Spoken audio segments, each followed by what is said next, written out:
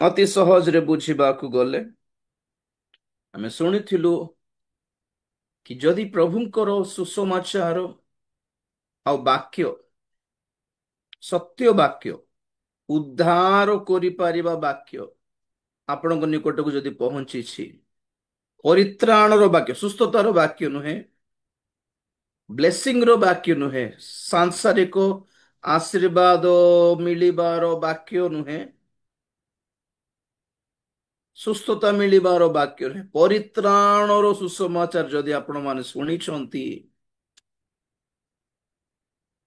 ତାହେଲେ ଆପଣମାନେ ଆହୁତ ହେଇଛନ୍ତି। ପ୍ରଭୁ ଆପଣମାନଙ୍କୁ ଆହ୍ୱାନ କରିଛନ୍ତି ବୋଲି ଅର୍ଥ। ତ ଆହ୍ୱାନ ଯଦି ପ୍ରାପ୍ତ ହେଇଛନ୍ତି, ତାହେଲେ ଆପଣମାନେ ଆଜ୍ଞା ବହ ହେବା ଆବଶ୍ୟକ। ମନ ପରିବର୍ତ୍ତନ କରି ଜଳରେ ବାପ୍ତିଜିତ ହୋଇ ମଣ୍ଡଳୀରେ ସଂଯୁକ୍ତ ହେବା ଆବଶ୍ୟକ। Praise Lord. ତ ମଣ୍ଡଳୀ ଗୋଟେ ମନୋନୀତ ଦଳ। Praise Lord.